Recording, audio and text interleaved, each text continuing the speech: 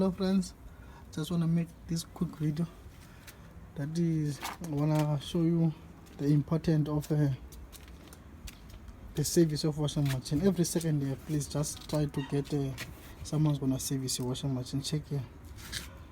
This side is for spinning, this side is for wash. This one is a twin tap, it's a Samsung as you can see, and this side, that is a model number. So the washing machine doesn't spin because of this mud, as you can see. It's a mud that's coming from the clothes, and also here you can see. So I want to show you, you can every second year or maybe 1 year, just ask or your husband or someone to open the washing machine to clean it for you.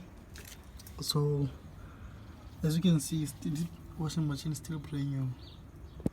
See, this side is a spinning side, that is a motor, and this side is for wash motor.